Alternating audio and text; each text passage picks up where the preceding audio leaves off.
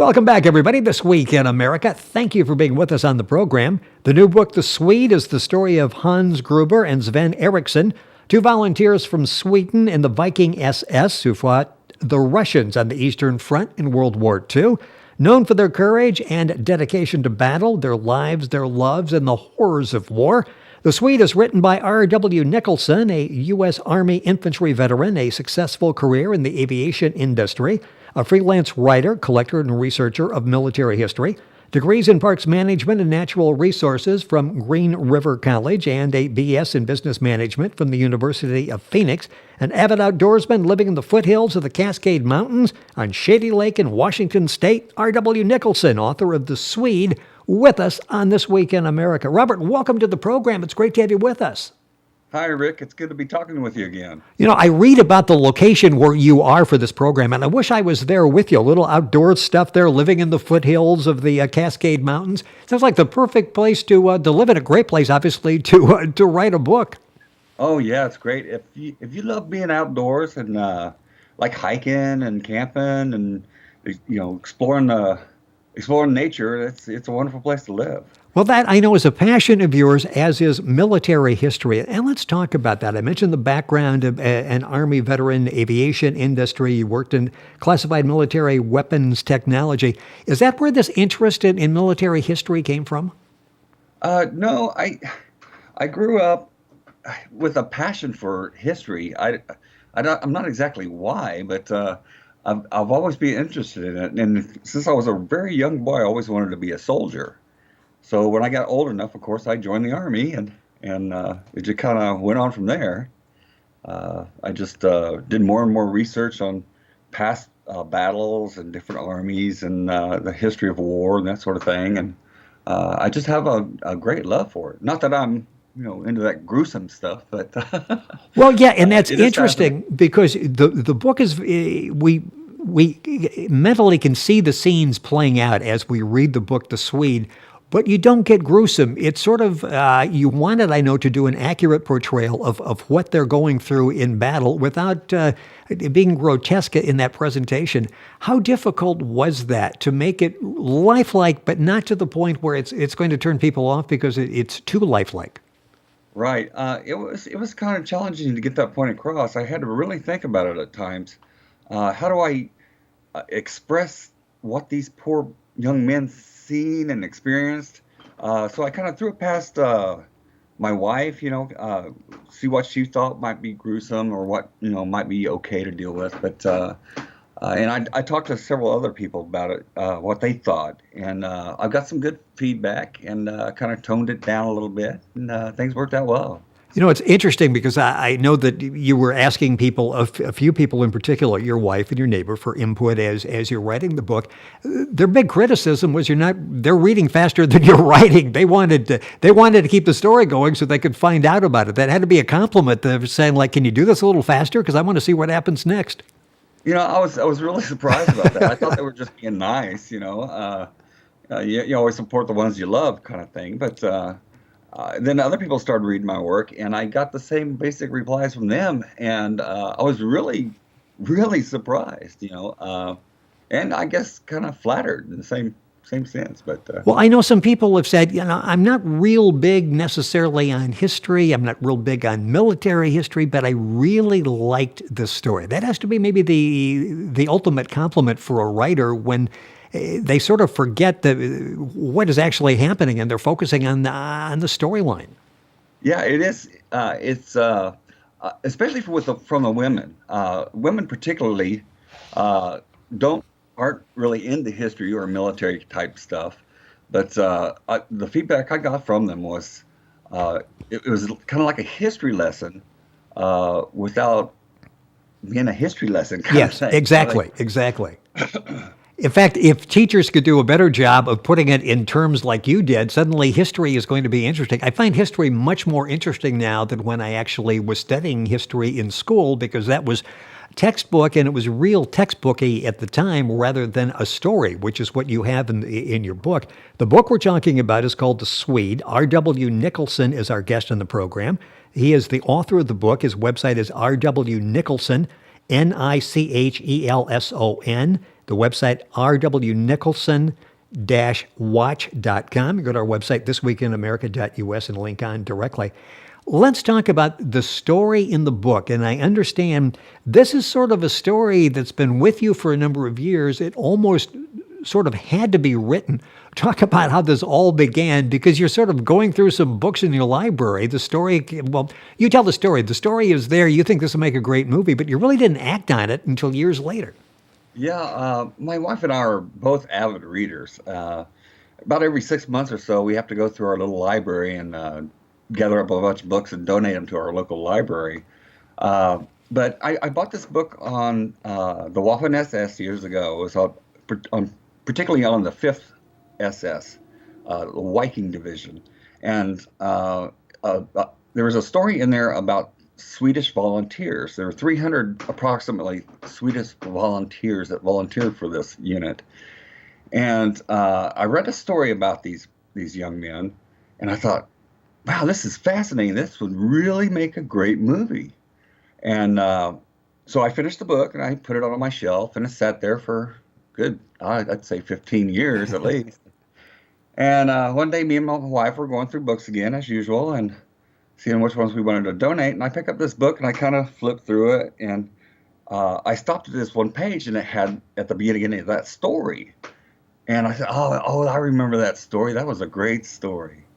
And I thought, I am going to write that story. So I sat down and started, doing a little hunting and pecking. And 8 months later, I had a really good story. I've been really lucky to come across that kind of a story to tell other people, because these stories are being lost to history. All the veterans from that war are almost all gone. Yeah, and there are so many layers to the book. We're talking about the Swede, and there was some controversy. Talk about that and the motivation that the two characters you talk about in the book, Hans Gruber and Sven Eriksson, they were fighting communism. That was it. But there is a little controversy, because we think of these units fighting in World War II, and we think these were bloodthirsty people.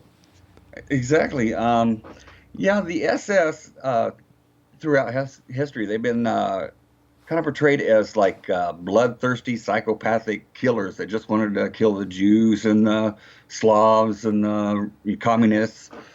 And it's rightly so. I mean, there were units that were just purely dedicated to the extermination of what the Germans claimed as subhuman. But there are also just your normal average Joes from Northern Europe that joined the SS to fight the communists. The communists at the time were well known for like invading Finland and trying to take it over, and trying to take over different parts of Eastern Europe. And so there was a great hatred for the communists. So the opportunity to get to fight them, a lot of the young men jumped on that opportunity and joined the Germans in that effort. And there was a lot of bloody combat that went on, and these were known as fierce fighters, weren't they? Yes, they were. They were, and on the Eastern Front, fighting the Russians, they suffered a lot of casualties, but they were really well known for their dedication in battle and their fearlessness. They'd be almost to the point of being careless in their ferocity. What was it like writing the story? You have the sort of the highlight of the story that you're looking at the book, and you decide, okay, this really is worthy of follow-up, a book, a movie, something like that. When you actually started doing the research, what was this like? Were you surprised at what you found out as you were digging into the story of these two and the unit they were fighting in? Absolutely, it was fascinating. Of course, I know a lot about the war itself, from just reading different books and that sort of thing. But then doing even more research, going into more detail on like the cultures and the reasons why different groups joined, like the Waffen SS, it really surprised me. You would think it was to spread the Nazi ideology kind of thing, but it really wasn't. It was like a crusade to fight communism.